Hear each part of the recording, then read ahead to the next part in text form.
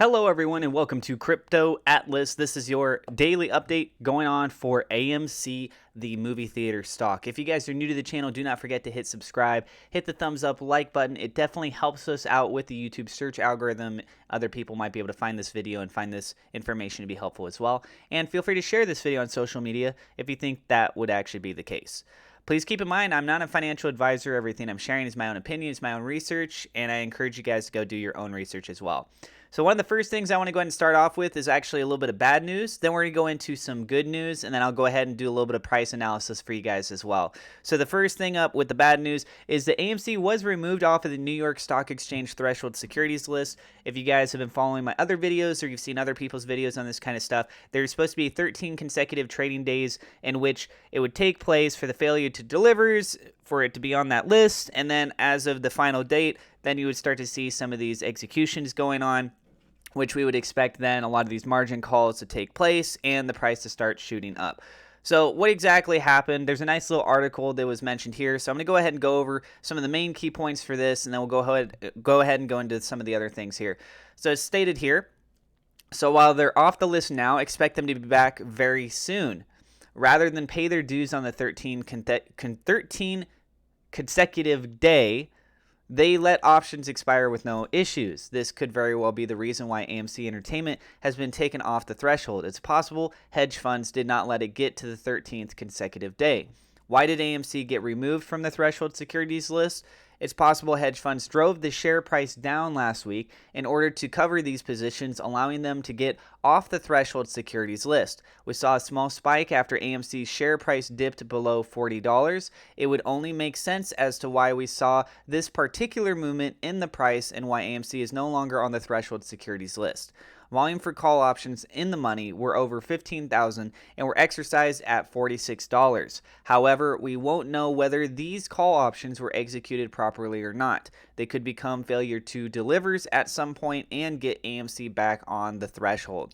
Okay, so long story short, got pulled off. It looks like there were some shenanigans that took place from the hedge funds driving the price down just enough to where it could get them into the clear waters and get that off the list. But because of current positions that are taking place with some of these option contracts, it looks like they could actually end up having it be back on the list here pretty soon, and it could be this back and forth thing. Okay, so this is one element that could play in the favor of the apes of the community that are supporting AMC, which, by the way, just to clarify, yes, I support AMC. I do own AMC stock. In fact, I bought another share this morning on top of everything else. So I'm still adding to my position, and I'm technically dollar cost averaging up.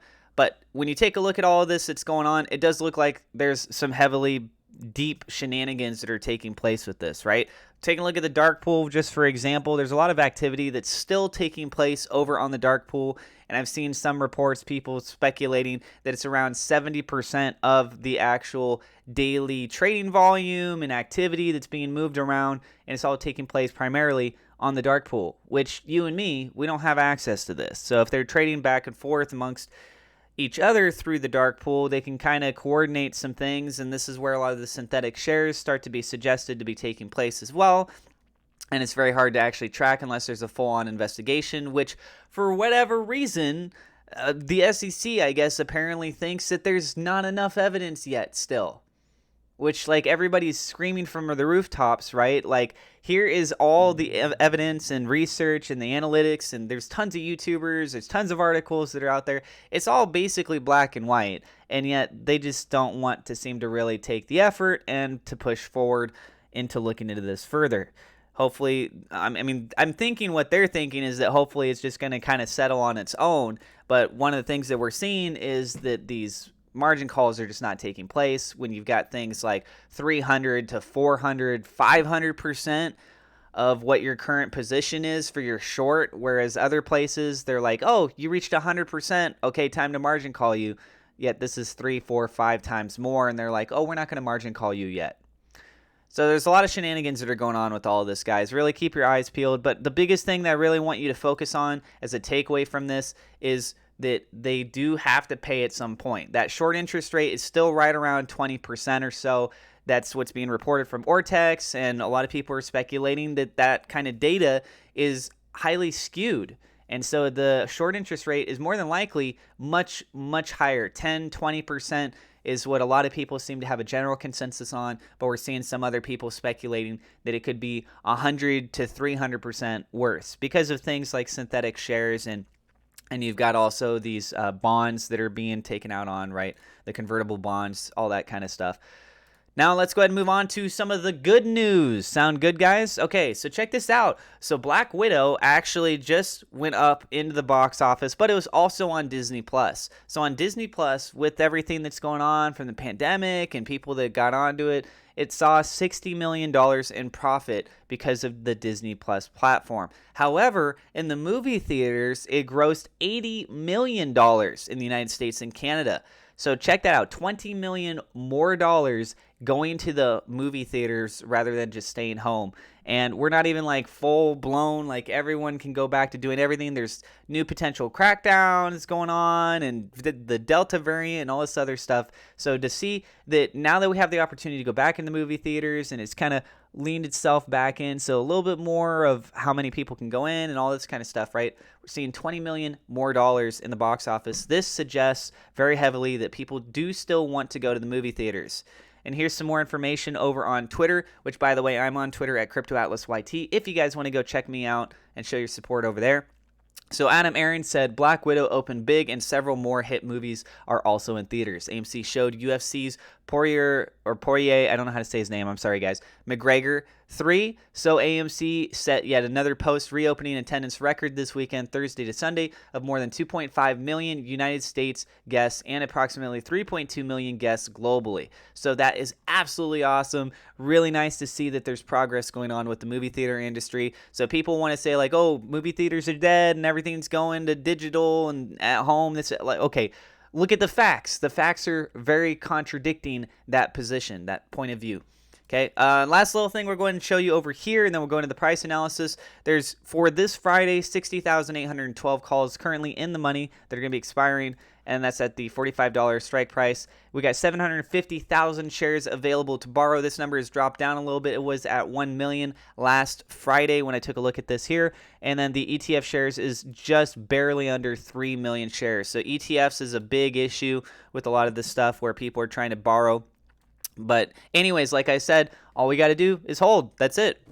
Literally, we don't have to pay an interest for holding every day, but people that shorted, like these hedge funds, they do. And guess what? The average price is being suggested for these shorts is around $10 to $12. Us being at $42, $43, when they have to pay, they're going to have to buy it at these current prices, whatever this price is. So we just hold on. If you want to buy more, you can. Just remember the golden rule, guys. Never invest more than what you're willing to lose. Now we take a look at here on the daily. We can actually see that we had a position that was starting off with the candle right here at 0.236 on the Fibonacci sequence. And this is actually the fourth day now of closure below that bottom level support. So after the three signifies a strong trend position, typically suggesting that there's going to be a continuation going on in that pattern, which is what we did see today. So what I'm trying to say here is that from a fundamental standpoint, the fourth day being today, being more in the red, fits in line with a typical fundamental price movement. What we saw was low volume once again, just absolutely horrible right there. And the opening bell for the pre-market, sorry, not the actual bell, but in the pre-market when that started off, there was a big sharp drop that took place, and people were saying, and I didn't have my data up, but I saw multiple people saying it hit the RSI around 1, which is really low, okay? So anything below this line right down here would actually signify as being in the oversold territory. So that's below the threshold of a 30. So it dropped all the way down to like a 1 on that pre-market and then started shooting back up once again, suggesting that it was way, way, way, way oversold. And again, there's just so much data that's suggesting that we keep holding on, and for whatever reason, the price is still dropping a ton. People are buying more shares of this stock. It's ridiculous, guys. So take a look tomorrow. Keep an eye on a price support right around $41.40. And then we got to try and get back above this Fibonacci sequence here. That's at $44.45. And then a big major push, which would be absolutely amazing, is if we could retest the previous level of support. So this is actually back at this is actually at $51.22. And the big objective goal is this top level resistance. That's actually going to be all the way up at $55.19. So it'd be a substantial increase for tomorrow if that took place. If this does drop below this support line right here, the next major level, guys, that we're going to have to keep an eye on realistically is going to be at $35.86. I apologize if it sounds like I'm slurring my words a lot. I don't know why, but my mouth is like really watery right now, and I really just don't know why, and so it's kind of throwing me off. But anyways, that's going to go ahead and do it for this video. So guys, keep an eye out on these prices. Once again, please keep in mind, I'm not a financial advisor. Everything I'm sharing is my own opinion. It's my own research, and I encourage you guys to do your own research. I do have referral links in the description, so if you want to earn free cryptocurrencies, if you want to earn free stocks or both, take a quick look in the description. See if maybe you're a part of those or not. And again, it's free money. I recommend that you take a little bit of time to at least look into it because it's free money. Anyways, let me know in the comments how you guys feel about everything. Don't forget to hit subscribe, hit the thumbs up like button. Stay awesome, and I will see you guys in the next episode.